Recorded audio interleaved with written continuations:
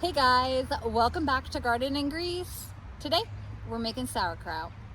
So I really need to harvest quite a bit of my cabbage today. I keep mine covered with mesh the entire time. It's really the only way I've had success with cabbage. I don't have any cabbage moth this way. So I just made my tunnel here basically with some PVC piping, and I got this like a garden mesh. I use pins, the garden stakes to pin it down, and pieces of wood along the trim on each side, and I have some bricks and stuff to help hold it down. But some of these heads are definitely ready to go. This one. We also had rain for the past few days. That's what helped cool it down. So take all these outer leaves off, give them to the chickens. So just kind of squeeze the head a little bit, and you can feel when they're looser, you can feel like gaps, almost like, I don't want to say tunnels, but gaps between where you can feel there's more room for more leaves to grow up in there and get compact. And then you can, the ones like these ones that we're getting today, they're nice and hard compact. You can squeeze them pretty good. Okay, come on. All right, so I'm taking 3 today. These aren't huge heads. There's some that get massive. See, I can still fit my hand around that one. So it's not a huge type. This one I think is the Golden Acres. Okay, so I'm heating up my jars. I'm boiling them just to make sure that there's no bad bacteria or anything that we're going to be introducing into the situation. Anything that you might use, like weights like these. They have better ones nowadays with better little handles, because these little nubs are hard to hold on to when you're trying to pull them out. It's almost impossible. So I think they have better ones now, and I wouldn't even be able to tell you the brand, where I got these or whatever, but I've got a set of 4. These work in my wide mouth jars, so we will be making this in jars. I don't have crocks. They're kind of expensive. I would love a large crock, but I don't have it, so I use jars. Now I want to make something more than this size here, but if I was going to use wide mouth, I could use this. I don't have the regular mouth size pucks right now, and that's okay, because we're gonna do this in the easiest, cheapest way possible without having to purchase anything fancy at all. I use my old mason jars, and I use my old ones because I don't want to use these in the canners. So I don't want to put them under, like, especially in a pressure canner, because there may be some micro fractures. So some other stuff you're gonna need other than your jars or container of some kind is you're gonna need a large bowl. This is the largest size bowl I have. I have a very small kitchen. I don't have a lot of cupboard space to have very large bowls. So if this isn't enough, I have another container. And yes, these are plastic or glass or something. I have a cutting board, and once again, because I have a small kitchen, I'm just going to use my small cutting board. I do have a large one tucked away, but you know, I'd like to limit how much dishes I have and how much space they take in the sink, because we don't have a dishwasher either. So something else that you're going to want, if you decide, is some kind of shredding mechanism. You could use this. I'm literally just going to be chopping chunks. And then something to help push it down into your jars later on. You can buy the, what do they call it? They call it a tamper or something along those lines. There's a better word for it than that. I don't have one of those either, because I don't like spending money on too many things. But I do have this wooden handled spatula. I'm gonna use this. If you can find something with a bigger bottom that will still fit through your jar, which I don't have anything that'll fit through the opening of those jars with a bigger, bottom to it, that would be better. And then if you want to be precise with your weights for your salt, you can use a kitchen scale. So I have one, and we'll go over our percentages for our salt. Okay, so we have our 3 heads. I pulled all the really large exterior leaves off. And I'm actually going to pull, but set aside some of these bigger ones on the outside. I also rinse these off just a little bit. You could maybe soak them in some water with some vinegar in it or whatever if you want to make sure you killed any bad bacteria. I don't bother. And I'm going to start just kind of chopping this. Let's set that there. See, it's nice.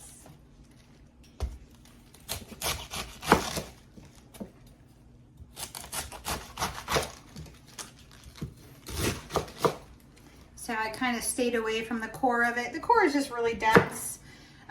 And our chickens really love it, so I'll feed that to the chickens. I'm sure somebody will say there's something I could do with it, and I'm sure there is. So move these aside so you can see what I'm doing here. So I'm going to, I like my chunks a little bit bigger, so that's why I didn't use a little shredding thingamajigger. So I'm just going to cut it in chunks.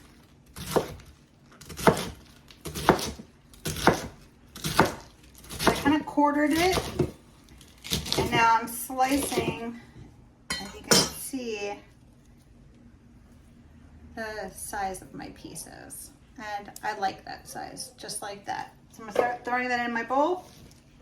Make sure these are cut.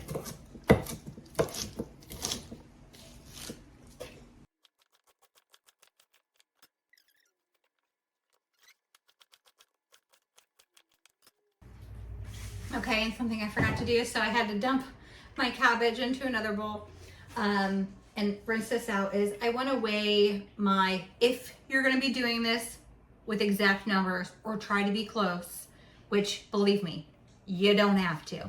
But if it's your first time and you are concerned, use a scale. We're going to weigh our empty container.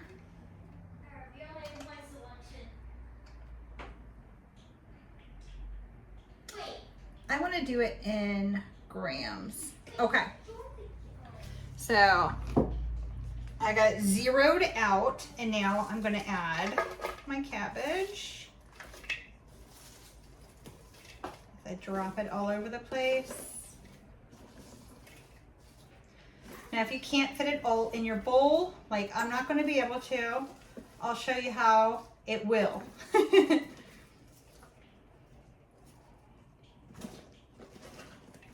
See how it's like overflowing my bowl right now?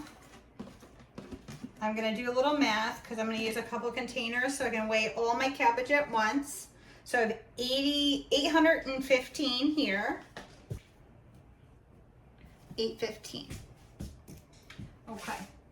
Now I'm gonna zero out this other container.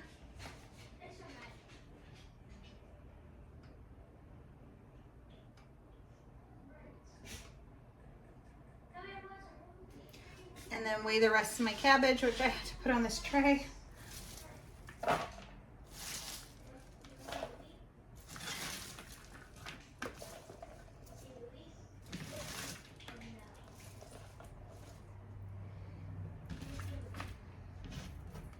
And my counter is clean. That's one thing you gotta do, is clean all your surfaces really good. You don't want to introduce any bad bacteria on any of your fermenting projects to start out. Take this away, and that's 580. 1,395 grams. Now, I want about, on average, 1.5% salt to my cabbage. So that 1,395 times 0.015. I'm not using the table salt, like a iodized table salt. I'm using Redmond's real salt. I use this for all my fermenting projects. Like a sea salt works. Canning salts work for this, just not your iodized table salt. Just salt. It's all that needs to be in it is salt. All right, so I need roughly like 21 grams, 20.9 grams of salt. So I put a little extra in here. That's 23 grams. All right, so what we want to do is sprinkle some of the salt onto our cabbage. Now we do need to kind of massage or knead the cabbage to get it to release its juices, because we're not making like a vinegar brine. We're not making a separate brine and adding it to our cabbage. The cabbage has enough moisture inside of it that it will make its own liquid brine. Adding the salt will help pull that out, and the salt is also necessary for the fermenting process. But some people really do not like the act of doing this, or can't do it because of arthritis or any other kind of physical ailment. So what I say is just try to do it a little bit, or use like a pounder of some kind to kind of get it to start pushing its moisture out. And then you can kind of leave it for a little while. Leave it, come back to it, try to massage this liquid out of it.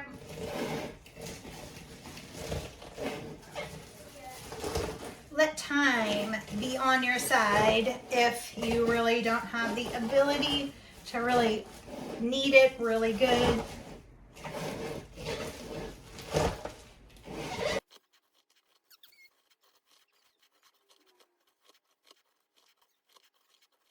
So the level this is going down, not only am I kind of just like mashing it in and getting the air and stuff out of it and just kind of crushing it a little, but it's starting to get wet. You know, you see it's like glistening and wet. We have a little more room in here. I'm going to start adding some of this other cabbage in, or I could just do the separate container.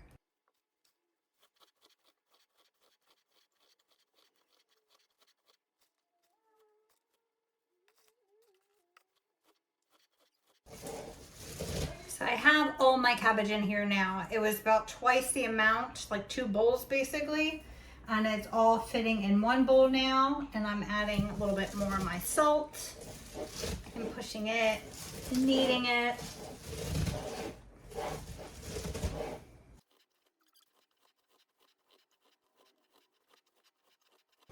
All right, so where we stand right now, we have reduced the size of our raw cabbage down to about half. Right here, I'm gonna put a little more salt on it, still from that same original amount, the 1.5. And I'm gonna cover this with a towel and let it sit for a little bit. You can let it sit for an hour, you can let it sit for 20 minutes. Come back to it and see if it's really started to weep a lot of the moisture and knead it some more every now and then. So I'm gonna do that over the course of the next hour, only because I also have other things I wanna get done. And you know, if I wanted to, I could just sit here and keep kneading it and kneading it until I really start to see the moisture kind of pool at the bottom and all of it really kind of reduce down to size. We'll let time work on our side now. Okay, you guys can see, I mean, look at that liquid pouring out. That's just from the cabbage itself. No water was added to this. It's been sitting for maybe 25-30 minutes, and we're gonna jar this up now. Okay, so these are my clean jars, and we will pour some of that liquid in, but I want to start getting the cabbage in.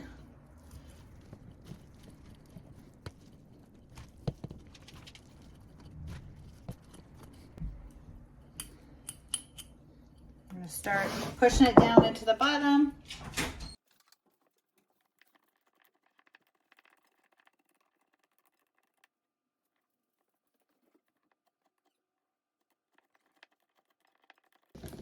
We need to make sure we leave enough room that we can kind of like cap this off.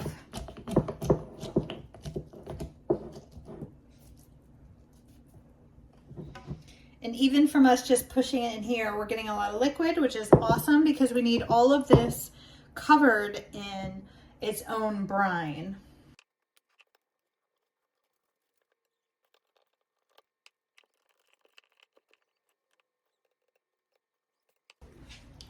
We are gonna fit all of this in these 2 quart jars. Could you imagine that 3 heads of cabbage would work its way down into only 2 quart jars?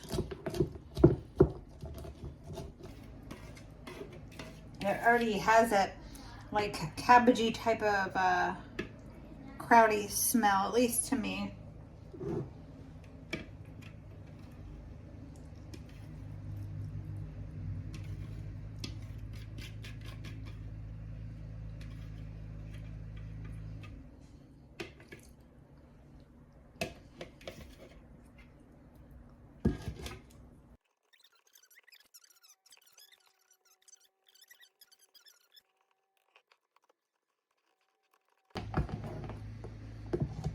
Now I'm trying to push and get everything off of the edges.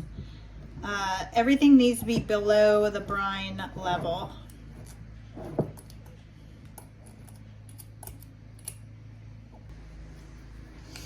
All right, so why we saved a couple of the larger outer leaves is because we're gonna kind of use it as a cap down in there. I'm gonna rip this one in half.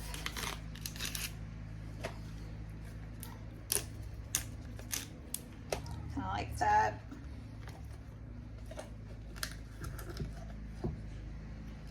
Try to get it to hold all of the small pieces of cabbage down in that brine.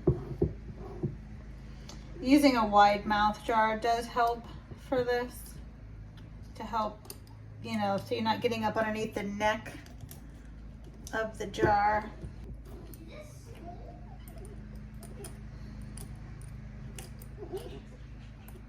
Now I've used literally just some saran wrap and pushed down in there to keep everything below the water line. That worked too. Okay, got that one. Let me do this one. I don't know if that's wide enough there. Like that.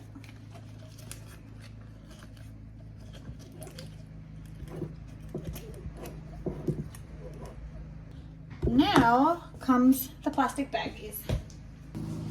I put a little water. I put filtered just in case, so that if this does rip open, it doesn't put any chlorine water into. Just make sure, because that's a sure way to mess up your ferment, is with any water, chlorine. So if you have any city water, you know, chlorinated water. And then I utilize this as essentially a weight. Now I could wait and not seal that now, and I can add some more water to top this off if I need to. And it also helps to seal any bits and pieces of cabbage that might be above that liquid line.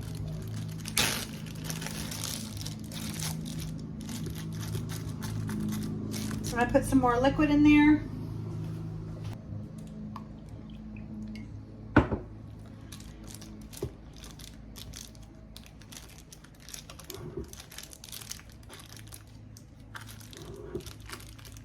So everything is being submerged under the ferment line, and I essentially have used water as a weight. I can leave this open just like this. As long as you don't tip it over, you can leave this open like this. There's enough air gap through here that as it breaks down, it can release its own gases out around here. You could put a towel over top of this. If you intend on burping regularly, you can put an actual lid and every day loosen it and let it burp. If you want, you can put a rubber band around this as well here, which I do like to do a rubber band sometimes. So I'm gonna set that aside. Now this one.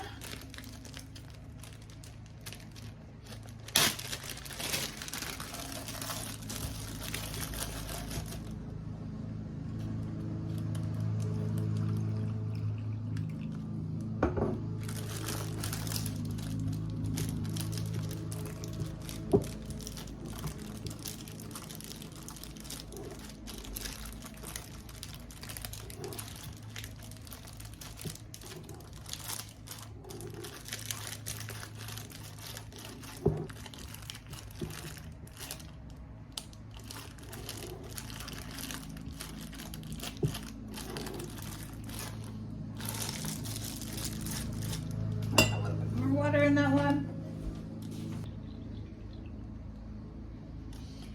I didn't go all the way up. I just went up to basically the screw on the rim of the neck up here of the jar. That's all just air right here, and everything is below the brine line. And here the brine does kind of come up on this big leaf up in here. So this might take a week. It might take 3 weeks. In reality, probably within a week from now, your pH is going to be okay. It depends on the temperature in your room. The sweet spot is 65 to 75 degrees in the room. 65, honestly, probably being the very best for a nice, good, not too slow, but not too fast ferment. So if you wanted it and you wanted it really fast and you don't like yours too sour, you could, in a week from now, you can test the pH if you would like, to make sure it's 4.6 or lower on the pH scale. We want it acidic. That way we know that it'll kill off any bad bacteria that way, and then it's good for your gut health.